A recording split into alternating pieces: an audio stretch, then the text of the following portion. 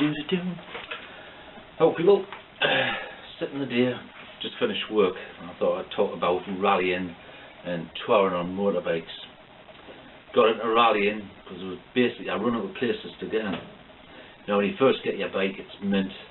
You'll go and run the shops, you'll meet up with your mates, and you think, where can I go next?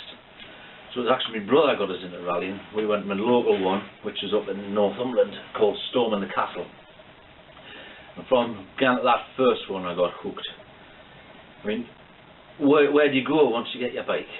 You can only go to Asda's once or twice, and then you think, oh God, where? I mean, we used to, years ago when I was 17, go to Whitley Bay and drive about then, look at the lasses and all that, but you still, you know, sit at the night time, where can I go on the bike? So, hence, rallying, and later on as you get more experience, touring. I was getting back from France, touring. I only went for the Easter weekend. A story and a half, that one, which we'll go into the later video. So how do you get into rallying? Well, if you're new, or you've been riding for a few years and you're wondering where can I go, a bit of a good tip, get the Backstreet Heroes magazine. As you can see, this is not rehearsed, it's just as I am. Backstreet Heroes magazine, it's good. It lists all the events through the year. Pick a one near you, go to this, have a look. That's what we did. And then from there, we'll start to go further and further afield. What can you expect at rallies? A lot of bikes, that's for sure. Friendly people, certainly. Good entertainment, majority of the time. Our favourite rallies. Right, rallies now. Don't go to so many now because I tend to do a bit more touring than rallies. I mean, the rallies that we used to do a lot is Storm in the Castle. Always go to that in September. Hemsley, North Yorkshire, the Farmyard Rally. That is an excellent one. If you've never ever been to a rally, see if you can get the Hemsley, North Yorkshire in, I think it's in June the 21st. You'll have to look on the internet to try it. It's absolutely mint. How can I say? There's like 6,000 bikers plus. Unless you've seen that many, it does when you first see it, gets your heart racing. It's really good. I mean, we've got to, like I say, we travel everywhere in a group, but you run out of places to go. You know, you can only go and see so many hills. I mean, Northumberland, where I'm from, in Ashington, 5 miles down the road, you're outside Morpeth, and it's just hills, loads of twists and everything, but you do it week in, week in, and you need somewhere else to go, basically, you know, because you can only do it so often. So back to the rallies.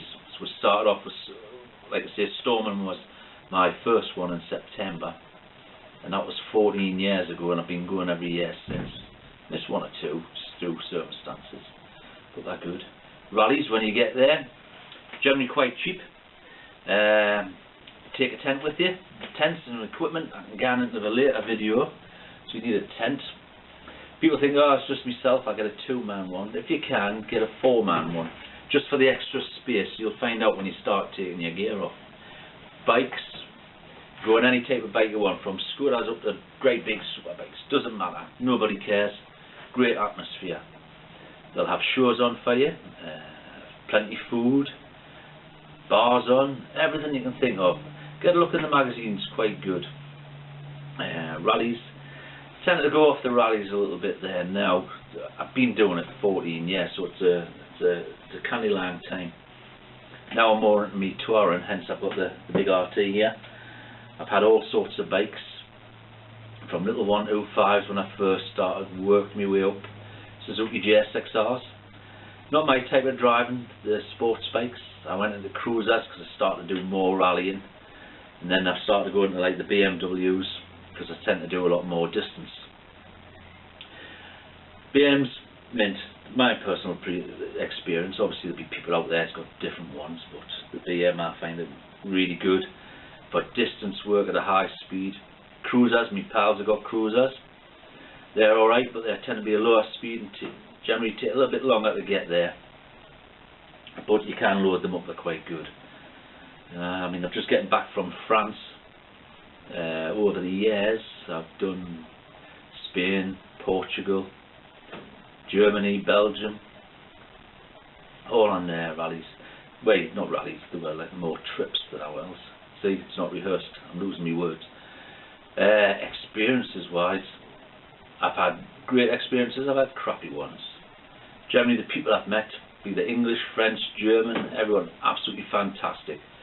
When you go abroad, the roads are superb, you cannot beat them. Why you come to England, and there's so many potholes, it's just unreal. It's like chalk and cheese.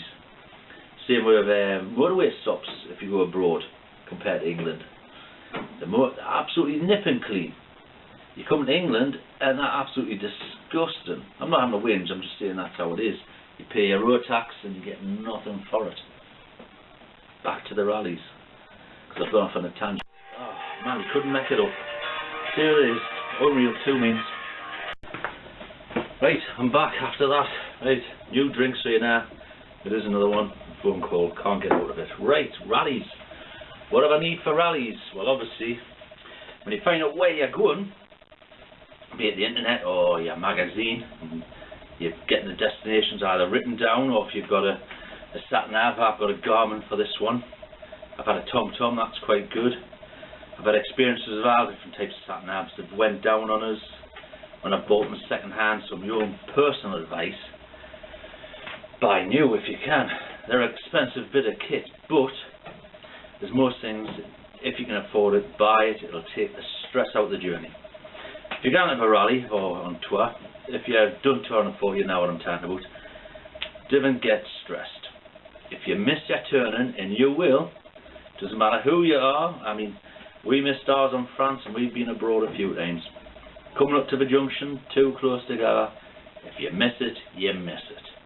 Get to the next junction, don't get stressed, turn round. It's an adventure. It's a bit of the countryside you wouldn't have seen. So that's the best advice I can give you. Don't get stressed. Anyway, right, back to rallies. What do you need? Well, you need a tent. I've had all types of different tents. I'm reaching down here. I've had 2-man tents, dome ones, 4-man domed, 8-man domed, even the ones with a little bit at the front where you can sit if you want. Over the years, I'm doing more with my partner now than anything else. So I find, for me personally, I've got a wigwam. Wigwam. You say, a bloody wigwam, why do you want a wigwam? Well, it's for this. When you get to rallies, chances are it's going to be windy or it's going to be raining. It happens. It's England. It's one of them things.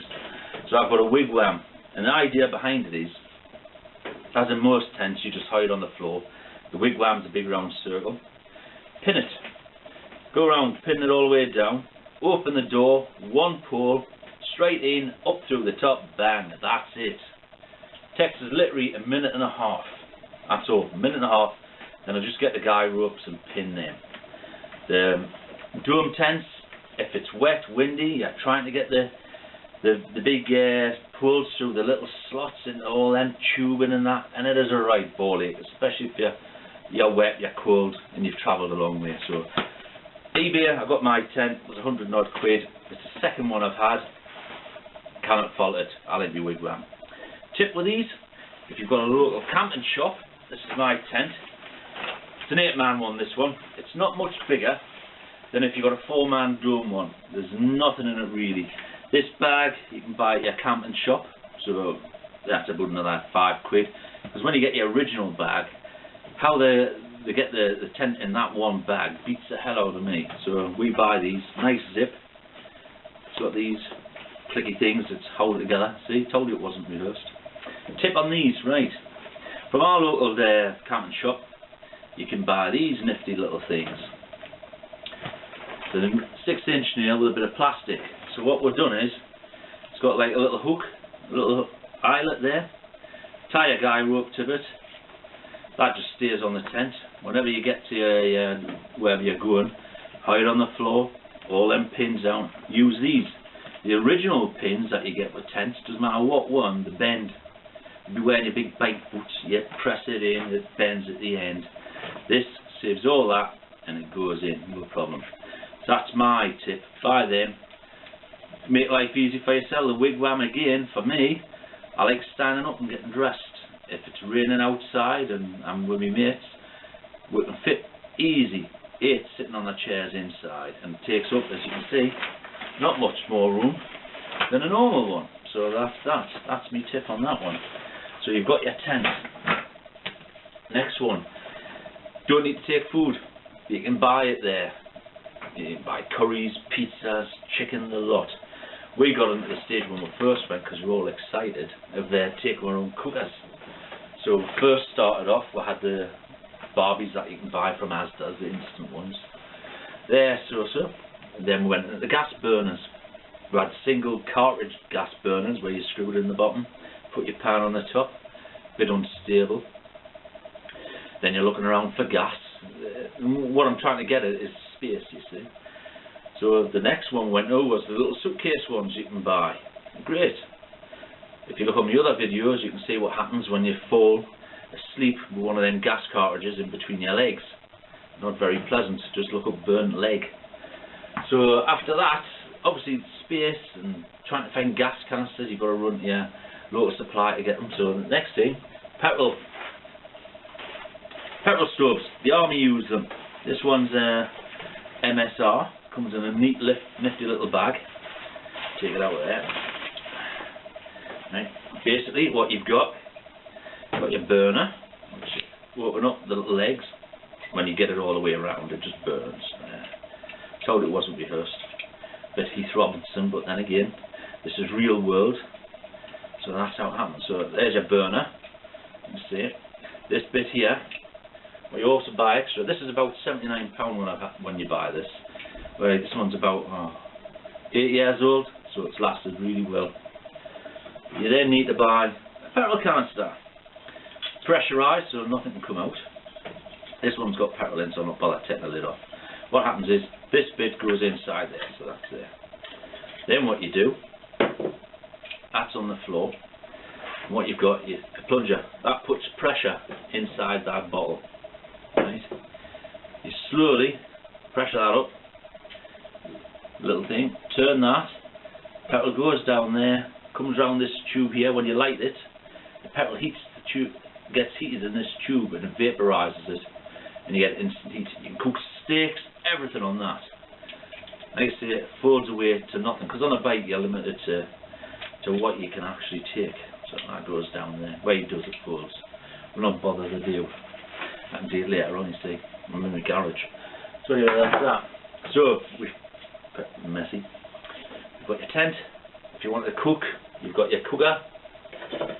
Obviously a little kettle. We used to take frying pans, steak, eggs, everything. You know, it just depends what you want to do. We even had one lad come down, and in some of the rallies they give you firewood. And what he fetched was a leg of venison. So we wrapped the leg of venison up in tin foil, stuck it in the fire, and then forgot about it. And it all burnt away. But it would have been a nice idea. So there you go. So there's that. Next thing you need, you got your tent. If you want to take your kettle and a little fire, that's you take them. Important. It's so important, it's unreal. What you need is an airbed.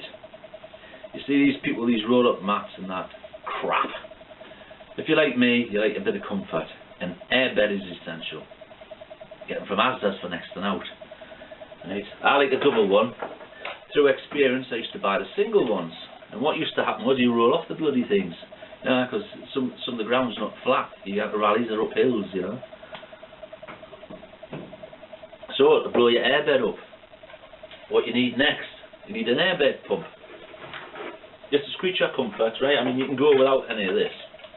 But if you want to be comfortable, get them. So, you get your airbed. Me, I take a double one. I've nearly always got my partner anyway. You need an airbed pump. As Argus. Or if you want to be posh, Argus. About £5 or £6.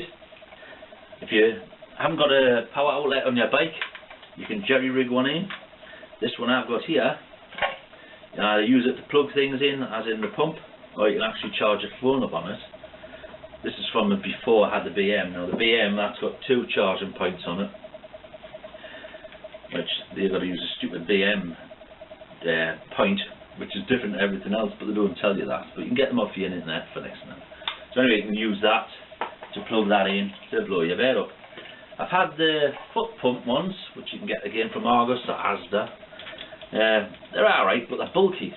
You see, I want something that folds away to nothing. This folds away to nothing, you see. You put them away.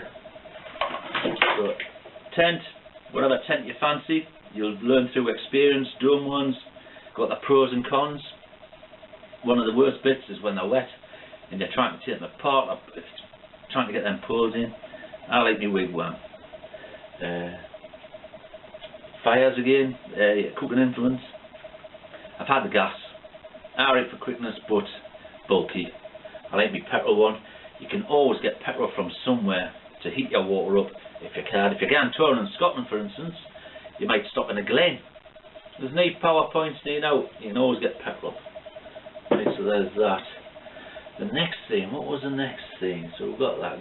Straps. Excellent straps. Bungees. Look on the internet, buy them off there. Get all different types there. You need them for strapping everything on. Make sure you keep everything away from your back wheel. People who's taught before know this, but it's just for newbies. If you're a newbie, you don't know. Bit of advice, you know what I mean? So they're good. One of the best things you can get from a camping shop is these straps. They've got little crocodile teeth on them. You see, and the strap goes through there. Of course, it'll not do it when I'm wanting it to, but it goes through there somehow. Come on. Anyway, it goes through, it grips it, as you can see. You pull it and it ties on, and go through all your nooks and crannies, tying your airbed on and your sleeping bag. You know, very good. Another good thing, the cargo net, and I haven't got one with us. Told it a bit, Heath Robinson. Cargo net, it's a load of wire mesh, hooks on, things like that. Torch, you need a torch. One of them things you forget, but you need one. It's pretty dark when you get into a rally. There's obviously no lights, so you need a torch, especially when you go into the loo and whatnot. Then when you get to a rally, you can buy things like this. See, it's a little thing. Put on your belt, can of Coke in, you can light a boot, mint, that type of thing. So that's rallies basically covered, isn't it? Or you can just turn up your tent and just buy everything. Yeah, so you can even buy tents at rallies, they cater for that as well. Tattoos, you can get them there, everything. Right, so that's the rallies done. Not much more I can really say about them apart from go to one, see what you think. And you get sick of rallies, as the years go on, you get a bit more experience, you might want to go touring. So you think, right, there's a big world out there, how do we go touring? Well, as we've learned over the years, right, want to go to France. Right, where do we visit? Do you know anywhere? I didn't, my friends didn't. So what you do, TripAdvisor. Go on the internet, get TripAdvisor. Normandy, put on things to see. Again, once you find out where you want to see, get your sat-nav. Sat-navs are really good for this. My Garmin one, you can go on the internet and put map source in, and it gives you the map of the region. And then you can put where I want to go to there, so you put a little pointer on that one. I'm digging down here, and it'll work it out, and you just transfer it, put it on your bike, and off you go. Always carry a map now, through experience, just in case. So you found out where you want to go in France, TripAdvisor is good. Where to stay?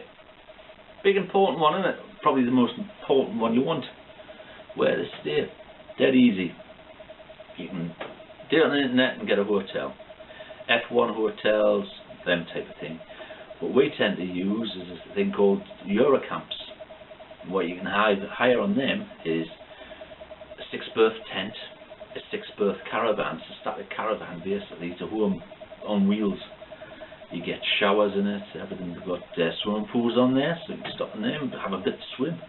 And if you look on that site, they'll give you what's in the local area, what to see.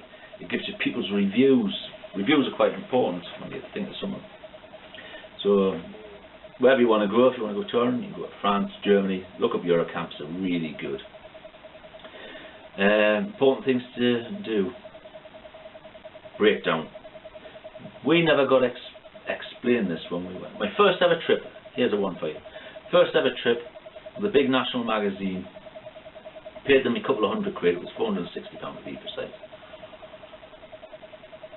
Went along because we've never ever been abroad. We wanted a trip where somebody is going to look after us. You know, I mean, I mean, we're in our early 40s, but again, never done it before. Want somebody to take her, show her what was what, look after her. Personally, I'm not dogged them out like that, but I could have done it better myself, which we did in the next year and the year after that. Plan it out on your sat-nav, breakdown cover. They don't tell you this, but on the French motorways, as we found out, if you break down, you've got to pay the money to get you off the motorway. The breakdown people, as in the RSA, the AA, aren't allowed to come on the motorway to take you off. And the local ones have to do that. So the AA or the RSA will come to the next junction where they drop you off. You have to pay the €300 that will cost you to get off the motorway. Keep the receipt, and then the RSA or the AA will reimburse you.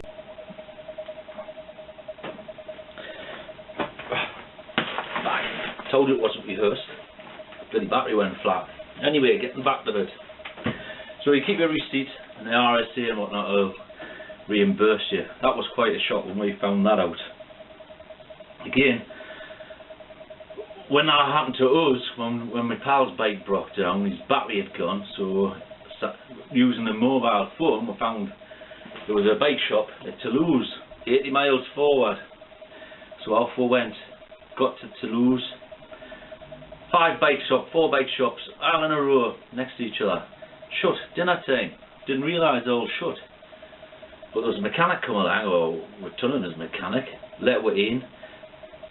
This is how friendly the French are. He got his boss come out, we tried to explain with pidgin English what model bike it was for, which he got. He says, one moment, we've got that bit. Please have a seat, there's the coffee machine, help yourself. It'll take roughly an hour to put an emergency charge in the battery, and off we And that was it. They couldn't do enough for you. The French found them absolutely fantastic. They all wished were au revoir and all that, you know, so there you go. There are really nice people out there. The bike shops, fantastic. So you must remember to get breakdown cover. That was that bit. I don't think there's what else really. Breakdown cover, covered that. Where to go, covered that. That's it. There's not much else I can really say. Told us a bit. Quick list, just done. Bike wise, what type of bike to go on touring? I think I covered that at the beginning, but we'll do it again. You can go on anything. Anything you have in mind. Just depends on time scale. When we go to France and that, the distances we're covering, you need a big bike. Reason being, it would just take forever. The distances, you've got to allow for that. I mean, we went from our campsite to Bayeux to look at the Bayeux tapestry. Only 84 miles, but it took me nearly just over 2 hours, just with the traffic. You know, unfamiliar roads is a better way of putting it, and some of the little twisty roads, depend how you've got your sat nav, because we took some off the motorway routes. So that allow yourself plenty time. Again, getting used to the roundabouts, that's a bit weird, because you go around the roundabouts the wrong way. Just a weird sensation. But all the French drivers we found on the motorways, that driving was 9 out of 10, I would have said. Paris, when we went through Paris, different experience totally. They're absolutely manic. We were on big bikes. We couldn't keep up with the scooters, and we've been driving for years. I'm an alright driver, I'm not fast enough, but these people on scooters, just absolutely unreal. Never seen out like it. Really fast. Outside Paris, absolutely mint. Cannot fault them. German autobahns, you hear the stories, they'll flash out the way.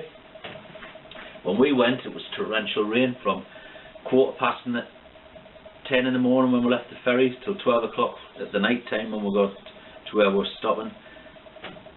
120 mile an hour, torrential rain. We were getting flashed to get out of the way, so there is some fast drivers. Just got to be aware of that. Other than that, I can't really say what else. Give it a go. Go to some rallies, get some experience under your belts, then off you go to Europe. I like Europe. I want to go back again. It was really good. Catch you later. Ta-ra.